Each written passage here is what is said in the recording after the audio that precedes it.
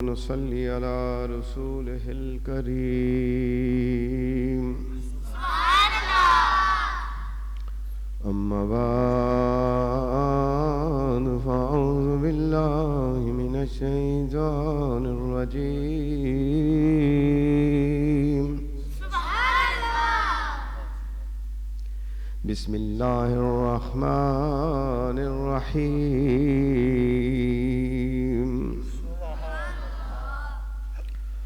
إن في خلق السماوات والأرض واختلاف الليل والنهار لآيات لأولي الألباب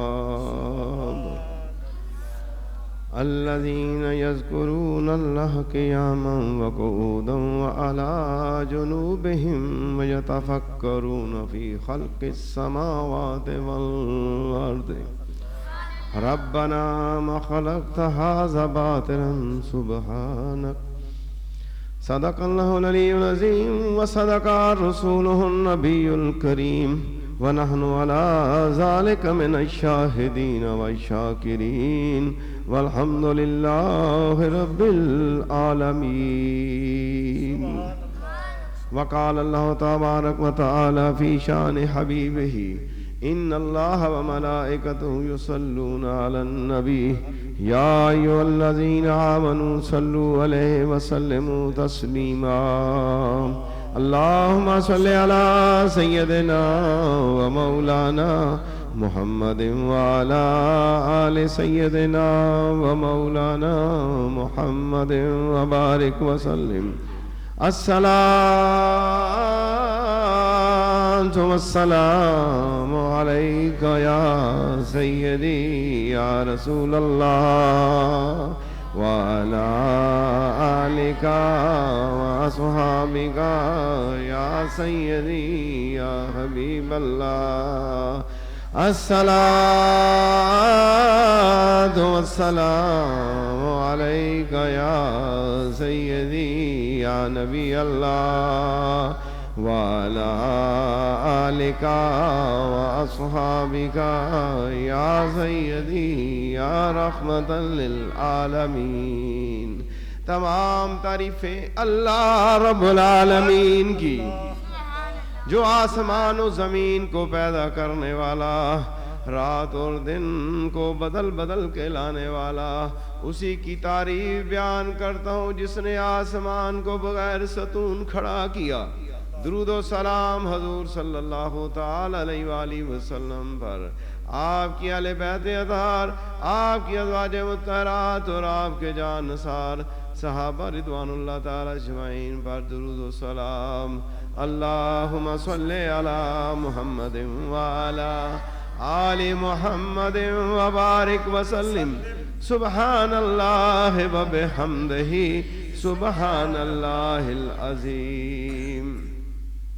اللہ تبارک و تعالیٰ کا بہت شکر ہے کہ جس نے آج جمعۃ المبارک کے موقع پر اپنے گھر کا ہمیں مہمان بنایا.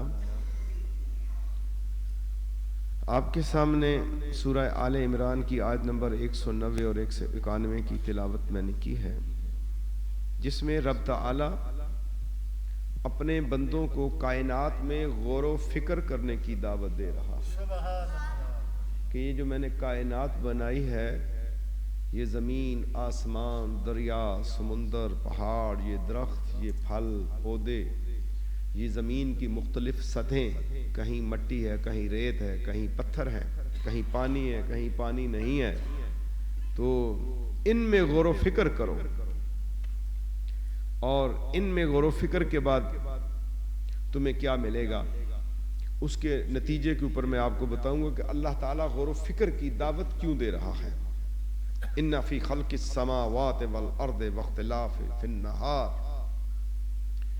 کہ اللہ تبارک و تعالیٰ قرآن مجید فرقان حمید میں ارشاد فرماتا ہے بے شک آسمانوں اور زمین کی پیدائش اور رات اور دن کا بدل بدل کر آنے جانے میں عقل والوں کے لیے نشانیاں، اور جو کھڑے اور بیٹھے اور ہر لیٹے حال میں خدا کو یاد کرتے ہیں اور آسمان اور زمین کی پیدائش میں غور و فکر کرتے ہیں. اور کہتے ہیں کہ اے پروردگار تو نے اس مخلوق کو بے فائدہ پیدا نہیں کیا، تو پاک ہے. پورے اس کے اندر اللہ تبارک و تعالی نے کائنات میں غور و فکر اور اپنی نشانیوں کا تذکرہ کیا ہے کہ لوگوں تمہیں ان چیزوں میں جب غور و فکر کرو گے تو پھر بہت نعمتیں ملیں گی. اور لآیات لأولی الالباب یعنی عقل والوں کے لیے نشانیاں ہیں، جو سمجھدار ہیں، جنہیں اللہ نے قرآن میں عقل مند کہا ہے. بے وقوف کے لیے اس کو کوئی سمجھ نہیں. یعنی اب عقل مند اور بے وقوف کی ڈیفینیشن اللہ نے قرآن میں ثابت کر دی کہ جو اللہ تعالی عز و جل کی نشانیوں میں غور و فکر کر کے رب کو پہچانے گا وہی عقل والے ہوں گے. اب اس میں یہ سوال پیدا ہوتا ہے، میں اور آپ آج تک اگر ہم سوچیں کہ میں نے اور آپ نے کتنا فکر کیا، آسمان کو دیکھ کے کتنا فکر کیا، زمین کو دیکھ کے کیا ہم غور و فکر پیدا کرتے ہیں اپنے اندر؟ پہاڑوں کو دیکھتے ہیں، ہم تو صرف انجوائے کرتے ہیں کہ جی سیر کرنے کے لیے سکردو چلے جاؤ، گلگت چلے جاؤ، مری چلے جاؤ. لیکن ہم اگر انہی اپنی سیروں کو اللہ کی نشانیاں دیکھنے کے لیے ہم جائیں اور ان سے سبق حاصل کریں تو ہمیں بہت کچھ یہاں سے نعمتیں ملیں گی. اور سب سے بڑی نعمت یہ ہے کہ اللہ تعالیٰ نے غور و فکر کرنے والوں کو عقل مند کہا ہے کہ عقل مند لوگوں کے لیے یہ نشانیاں ہیں اور پھر عقل والوں کے لیے نشانیاں. اب عقل والے جو ہیں آیات لأولی الالباب کہنے کے بعد اللہ تبارک و تعالیٰ نے کہا کہ ان کے لیے نشانیاں ہیں، عقل والوں کے لیے نشانیاں ہیں. اور عقل والوں کی ایک اور بھی صفت بتا دی ہے، الذین یذکرون اللہ، کہ اب وہ کیا ہے جو عقل والے کیا کرتے ہیں کہ وہ اللہ تبارک و تعالیٰ کا ذکر کرتے ہیں. کس حال کے اندر ذکر کرتے ہیں؟ قیام، کھڑے میں بھی ذکر کرتے ہیں. جو کھڑے میں اللہ کا ذکر کرتے ہیں، وقود، اور وہ ہر حال کے اندر جو ہے اللہ کا ذکر کرتے ہیں. وہ کھڑے میں بھی ذکر کرتے ہیں، وہ بیٹھے ہوئے بھی ذکر کرتے ہیں، وہ لیٹے ہوئے بھی ذکر کرتے ہیں، وہ تنہائی میں بھی ذکر کرتے ہیں، وہ لوگوں میں بھی ذکر کرتے ہیں. اللہ نے لآیات لأولی الالباب کی خود ہی تشریح بیان کر دیا ہے کہ عقل مند لوگ ہیں. پہلے عقل مند کون ہے؟ ان فی خلق السماوات والارض واختلاف اللیل والنہار. اللہ کہتا ہے بے شک اللہ نے زمین اور آسمان کو پیدا کیا، دن اور رات کو بدل دیا، اور اب ان میں جو غور اور فکر کریں گے، ان نشانیوں میں غور و فکر کریں گے، اللہ نے انہیں عقل مند کہا. اور پھر کہا الذین یذکرون اللہ قیاما وقودا وعلی جنوبہم، وہ اللہ کو کھڑے ہوئے بھی یاد کرتے ہیں، ہر حال کے اندر یاد کرتے ہیں، لیٹے ہوئے بھی یاد کرتے ہیں، اور وہ خدا کے ذکر میں مصروف رہتے ہیں. عقل مند لوگ خدا کے ذکر میں اسی کے اندر مگن رہتے ہیں. اور آسمان اور زمین کی پیدائش میں غور کرتے ہیں. وَيَتَفَكَّرُونَ فِي خَلْقِ السَّمَاوَاتِ وَالْأَرْضِ. اب یہاں پر عقل مندوں کی نشانیاں بتائیں کہ وہ ذکر کرتے ہیں، وہ قیام میں ذکر کرتے ہیں، وہ لیٹے ہوئے ذکر کرتے ہیں، اپنی کروٹوں کو جب بدلتے ہیں، وَعَلَى جُنُوبِهِمْ، جب دائیں ہوتے ہیں اور پھر بائیں بھی ہوتے ہیں، ہاں وہ سیدھے لیٹے ہوتے ہیں، جس حال میں ہوتے ہیں وہ اللہ کا ذکر کرتے ہیں. پھر کیا کہا؟ پھر وَيَتَفَكَّرُونَ فِي خَلْقِ السَّمَاوَاتِ وَالْأَرْضِ، پھر فکر پیدا کرتے ہیں کہ یہ آسمان اور زمین اللہ نے بنائے. کوئی بنا کے دکھائے تو صحیح، ایک سلوٹ بھی نہیں آسمان میں، اس طرح کا کوئی شامیانہ لگا کے تو دکھائے. اے انسان ذرا سوچ تو صحیح، تیرے رب نے اس آسمان کو کس طرح بنایا. ہم دنیا میں محتاج نہیں ہوگے اگر ہم نے اللہ کو پہچان لیا, اللہ کو نشانیوں سے ہم نے اللہ کو پہچان لیا. اور پھر کیا ہے, پھر اللہ تبارک و تعالیٰ نے کیا کیا, فی خلق السماوات والارض ربنا ما خلقت ھذا, کہ اللہ تبارک و تعالیٰ نے, تیرے رب نے دنیا میں کسی کو پیدا جو کیا ہے, خواہ وہ ایک چیونٹی ہے یا ہاتھی ہے یا اس کے درمیان جتنی بھی پانی والی, زمین والی, اڑنے والی جتنی بھی خلقت ہے, اللہ نے بے مقصد پیدا نہیں کی. کسی چیز کو بھی اللہ نے بے مقصد پیدا نہیں کیا. بظاہر ہم جو بحر حشرات الارض دیکھتے ہیں, ان کو بھی اللہ نے بے مقصد پیدا نہیں کیا. اور اس کا تو میں نے فزیکلی مشاہدہ کیا کہ مجھے NIH میں ایک دفعہ دورہ مجھے ملا, اسلام آباد کے ایک انسٹیٹیوٹ ہے جہاں پہ ریسرچ ہوتی ہے. کسی زمانے میں یہ بہت بڑا انسٹیٹیوٹ تھا, بڑا کام تھا یہاں پر, لیکن اب اس طرح کا یہاں پہ کام نہیں ہو رہا. میں وہاں پر گیا, بہت بڑی بڑی پیٹیوں میں بچھو اور سانپ وہاں پر بند تھے. میں نے کہا یہ کیا ہے؟ کہتے ہیں اس کے سالانہ باقاعدہ کانٹریکٹ ہوتا ہے, اور یہ سندھ کے علاقے سے لوگ سانپ کروڑوں روپے کا اس کا یہاں پہ بجٹ ہوتا ہے, اور یہ پھر ادھر ہمیں ٹھیکیدار پہنچاتے ہیں. اس سے لوگوں کے لیے دوائی ہم تیار کرتے ہیں, ان سانپوں سے, ان کے زہر سے, بچھوؤں کے زہر سے. پھر جو بھی بوڑھے جانور ہو جاتے ہیں, گھوڑے ہو جاتے ہیں اس طرح کے, ان کو پھر وہ ڈنگ لگا کے ان کے خون کو پھر جو ہے تیار کیا جاتا ہے لیبارٹری کے اندر. وہ انسان کے لیے اس زہر سے دوائی بنتی ہے, ٹھیک ہے. اس کے لیے ویکسینیشن جو ہوتی ہے جب الرجی کی, انسان کو استھیمیا کے مریض اس سے بھی ٹھیک ہو جاتے ہیں, جو اس کا ڈنگ ہے سانپ کا اور بچھو کا. تو یہاں سے قرآن جو ہے بتا رہا ہے سورہ آل عمران کے اندر, ربنا ما خلقت ھذا, اللہ نے کہ اپنی مخلوق میں سے کسی ایک چیز کو بھی بے مقصد پیدا نہیں کیا. اور پھر خود ہی کہتا ہے سبحانک, اللہ پاک, اللہ نے سب چیزوں کو پیدا کیا ہے اور اللہ خود نقص سے پاک ہے. تو میرے دوستو, خلوت و تنہائی میں غور و فکر کرنا اور سوچنا,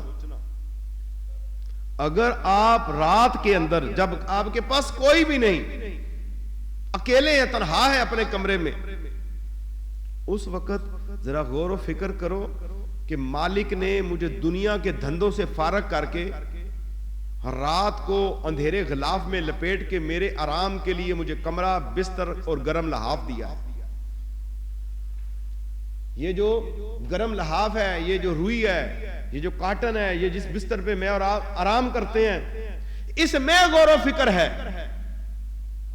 اگر ہم سمجھے, گرم پانی کے اندر غور و فکر ہے, ٹھنڈے پانی کے اندر غور و فکر ہے, گلاس جو پکڑتے ہیں اس کا پانی پینا اور اس گلاس کے اندر پانی کا ٹھہرنا, اس کے اندر غور و فکر ہے. کبھی ہم نے ایسا غور و فکر پیدا کیا اپنے اندر؟ تنہائی کے اندر اگر آپ ایک لمحے کے لیے اس طرح کے غور و فکر میں غرق ہوئے کہ بس آپ اور آپ کا رب رہ گیا, تو سمجھ لیں آپ نے 100 سال عبادت کا اجر و ثواب پا لیا. ایک لمحے کے لیے اپنے رب کو آپ سمجھ گئے, ایک لمحے کے لیے رب کی توحید کو سمجھ گئے. زبان سے تو کلمہ پڑھ رہے ہیں, لیکن آیا دل میں بھی کلمہ اترا یا نہیں؟ اس کی عظمت و جلال, اس کی بڑائی اور کبریائی, اور اس کی عظمت و شان اور اس کی پاکی اور اس کے جلوے, اس کے دن اور رات, اس کا زمین و آسمان کا بنانا, اس کی خلقت کا پیدا کرنا, اس رب کی ربوبیت کیا تنہائی میں تمہارے دل میں اترتی ہے؟ اگر یہ ایک لمحے کے لیے بھی اندر اتر گئی اور وہ کیفیت بن گئی, تو 1 سال 100 سال کی عبادت سے جو ہے یہ لمحے تمہارے افضل ہیں. اس لیے بزرگان دین کہتے ہیں تم اپنی جو ہے ذکر خفی کی طرف وہ متوجہ کرتے ہیں کہ تم ہر لمحہ اپنے دل میں غور و فکر کرو. اگر اللہ کی محبت کو چاہتے ہو, اگر اللہ کی محبت کو چاہتے ہو, اگر تم اللہ کے محب ہو, اللہ کو محبوب بنایا ہے, تو پھر تم ہر لمحے اللہ کی یاد, اس کی سوچ, اس کے فکر میں لگ جاؤ. اللہ بھی تم سے محبت کرنا شروع کر دے گا. تو اللہ تعالیٰ اس میں غور و فکر کی دعوت دے رہا ہے کہ لوگوں تم غور و فکر پیدا کرو، اور عقل والوں کو اللہ تبارک و تعالیٰ نے کہا ہے کہ تم جو ہے تم ہی بہترین انسان ہو۔ حضرت عطاء بن رباح رضی اللہ تعالیٰ عنہ فرماتے ہیں کہ ایک بار میں کاشانہ رسالت مآب صلی اللہ علیہ وسلم پہ گیا، اور پردے میں میں نے ام المومنین حضرت سیدۃ عائشہ صدیقہ رضی اللہ تعالی عنہا سے عرض کیا کہ آپ صلی اللہ علیہ وسلم کی کوئی خاص بات جو ہے جو آپ نے دیکھی ہو وہ مجھے بتائیں۔ تو اس پر ام المومنین سیدہ عائشہ صدیقہ رضی اللہ تعالی عنہا نے جواب دیا کہ آپ صلی اللہ علیہ وسلم میں تو تمام باتیں ہی عجیب شان والی تھی، خاص ہی باتیں تھیں، کوئی عام بات تو ان میں تھی نہیں، کس کس بات کا اپنے محبوب کا تذکرہ کروں؟ محبوب کی ادائیں بھی انسان کو محبوب ہی ہوتی ہیں۔ تو آپ فرماتی ہیں کہ ایک رات آپ صلی اللہ علیہ وسلم میرے پاس تشریف لائے اور میرے کمرے میں تھے اور بستر پر لیٹ گئے، اور ایک دم اٹھ کے بیٹھ جاتے ہیں۔ وہ کہتے ہیں کہ عائشہ اگر آپ مجھے اجازت دیں تو میں اپنے پروردگار کی عبادت کروں۔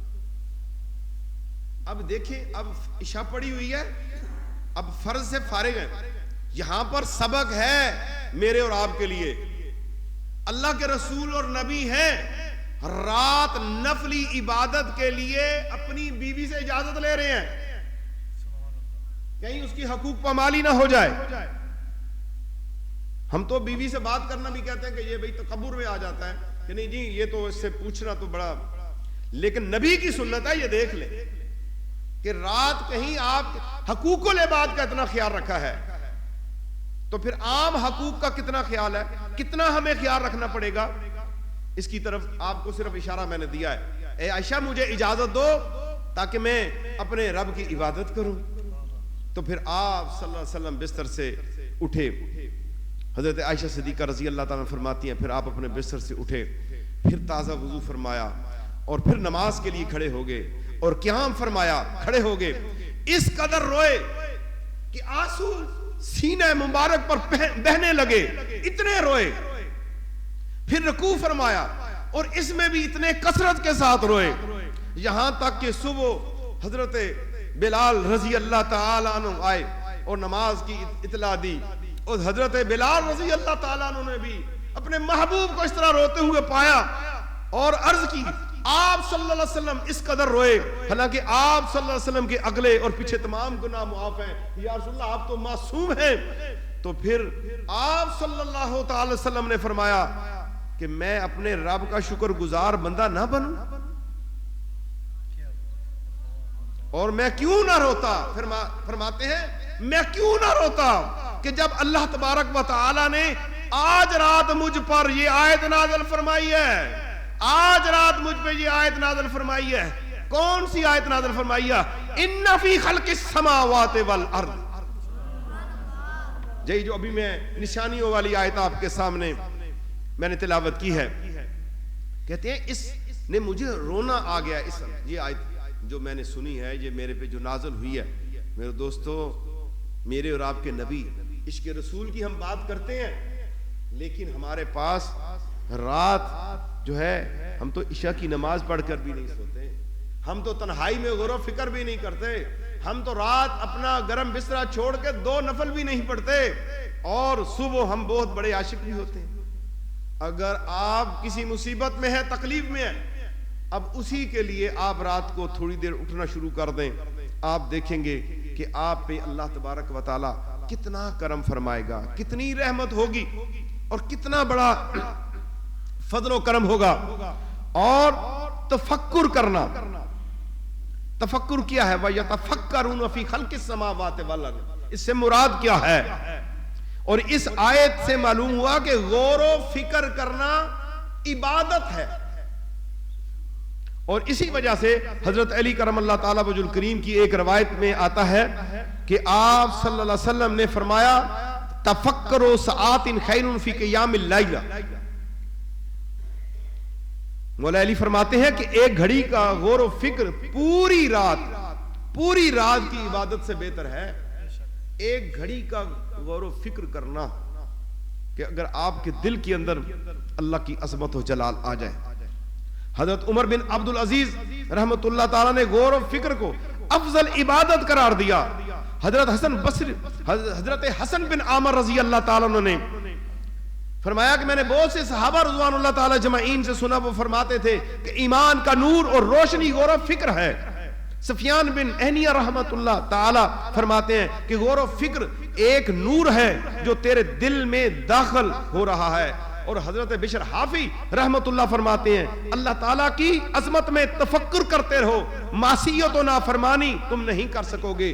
اگر تم ہر لمحے طلب مولا، فکر مولا، ذکر مولا میں رہو گے، فکر پیدا کرو گے کہ اللہ نے مجھے پیدا کیا ہے، اللہ نے مجھے مارنا ہے، اللہ کے پاس میں نے جانا ہے، تو پھر تم کبھی گناہ نہیں کر سکو گے. تمہارا یہ غور و فکر تمہیں گناہوں سے روک دے گا. یہ دیکھ لیں کہ غور و فکر کا کتنا اہم موضوع ہے قرآن کے اندر. ہم لیکن اس سے دور ہیں کہ اللہ تبارک و تعالیٰ نے اپنی نشانیوں میں غور و فکر کرنے والوں کو عقل مند کہا، پھر ذکر کرنے والوں کو کھڑے ہوئے، بیٹھے ہوئے، لیٹے ہوئے، کروٹوں کے اندر جو اللہ کو یاد کرتے ہیں اور اللہ کا ذکر کرتے ہیں اور اللہ کے زمین و آسمان میں فکر غور پیدا کرتے ہیں، تو اللہ تبارک و تعالیٰ ان لوگوں کو عقل مند کہہ رہا ہے. اور عقل والوں کی مثالیں اللہ تبارک و تعالیٰ نے قرآن پاک میں بھی دی ہیں. جب قرآن پاک مکہ کے اندر آیت نازل ہوتی سرر مرفوعہ، اللہ نے جنتی لوگوں کا جب ذکر کیا تو جس کا معنی یہ ہے کہ اللہ کے جنت میں بلند تختوں پر مومنین جوڑے بیٹھے ہوں گے اور وہاں پر وہ جنت کے نظارے کر رہے ہوں گے. تو پھر کافروں نے یہ اعتراض کیا کہ تختوں پہ اتنے بلند تختوں پہ کیسے لوگ بیٹھیں گے؟ تو پھر اللہ تبارک و تعالیٰ نے اس کے اوپر جو ہے قرآن میں باقاعدہ مضمون باندھ دیا. میں اپنے 5 منٹ کے اندر اس مضمون کو واضح کرنا چاہتا ہوں، بڑا اہم مضمون ہے عقل کے مثالوں کے حوالے سے. پھر اللہ تبارک و تعالیٰ نے ان کافروں کی بات کو رد کر دیا جنہوں نے ہنسی اور مذاق بنایا کہ اللہ تخت بنائے گا اور تختوں پہ جوڑے کیسے بیٹھیں گے اور اتنے بلند تختوں کے اوپر لوگ کیسے بیٹھیں گے. پھر اللہ تبارک و تعالی نے ان کا ذکر قرآن مجید فرقان حمید کے اندر اس انداز کے اندر فرما دیا. اللہ نے قرآن میں کیا ارشاد فرمایا؟ افلا ينظرون الابل کیف خلقت والى السماء کیف رفعت والى الجبال کیف نصبت والى الارض کیف سطحت فذکر انما انت مذکر. سورہ غاشیہ میں اللہ تبارک و تعالی فرما رہا ہے افلا ينظرون الى الابل کیف خلقت. یہ لوگ اونٹوں کی طرف نہیں دیکھتے؟ کیسے عجیب پیدا کیے ہیں میں نے، اونٹ پیدا کیے، اتنے بڑے اونٹ پیدا کیے ہیں. وَلَا السَّمَاءِ كَيْفَ رُفِعَتْ، اور آسمان کی طرف میں نے کیسا بلند کر دیا ہے، یہ نہیں دیکھتے. وَإِلَى الْجِبَالِ كَيْفَ نُصِبَتْ، اور میں نے اتنے بڑے پہاڑ کھڑے کر دیے ہیں، ان کو نہیں دیکھتے؟ اتنے بڑے پہاڑ. كَيْفَ نُصِبَتْ وَإِلَى الْأَرْضِ كَيْفَ سُطِحَتْ، اور میں نے اس طرح زمین کو پھیلا دیا ہے کہ کوئی آج تک کنارہ نہیں پکڑ سکا. یہ خدا کے تختوں پہ اعتراض کرتے ہیں، میں نے اتنے بڑے بنا دیے ہیں، اور زمین کی طرف کہ کس طرح بچھائی. اور بس اے میرے محبوب تم ان کی باتوں میں نہ جانا، بس کیا کرنا ہے؟ انما انت مذکر، بس آپ ان کو نصیحت کرتے رہیے. جو نہیں مانتے نا اللہ کی عظمت و شان کو، اللہ کی کبریائی کو، آپ ان کو بتاتے رہیے. تو اللہ تبارک و تعالی نے اس میں وہ پوری چیزیں سما دی ہیں. اس کے اندر اللہ کی نشانیوں کے اندر اللہ تبارک و تعالی نے مکمل واضح طور پہ بتا دیا ہے کہ کس طریقے سے اللہ نے ان چیزوں کو بنایا ہے اور کیسے اللہ تبارک و تعالی نے یہ نشانیاں بندوں کے لیے رکھی ہیں. لیکن ہم اس کے اندر اگر غور و فکر کریں گے تو پھر جا کے ہمیں پتہ چلے گا کہ اللہ تبارک و تعالی کس طرح سے انسان کو بچانا چاہتا ہے اور اس کی آخرت کی جو زندگی ہے، جو ہمیشہ والی زندگی ہے، اس میں کتنا انسان کے لیے فائدہ ہے اور اللہ ہمیں کس کی طرف اشارہ کر رہا ہے. انشاءاللہ تعالی آئندہ محاسبہ کے اوپر بات کی جائے گی کہ ہم نے اپنا محاسبہ کیسے کرنا ہے، اور انہی اللہ کی نشانیوں میں سے ہی نکلتے ہوئے ہم اپنے محاسبے کی طرف آئیں گے. قرآن محاسبے کے متعلق کیا کہتا ہے کہ اے انسان تو دنیا میں تو ایک سوئی چبھنے سے بھی اپنے آپ کو بچاتا ہے، لیکن جہنم کی آگ سے بچنے کے لیے کوئی تدبیر نہیں کرتا. تو یہ محاسبہ انشاءاللہ اگلے جمعۃ المبارک پہ زندگی رہی تو بتائیں گے. اللہ تعالیٰ مجھے اور آپ کو عمل کی توفیق عطا فرمائے.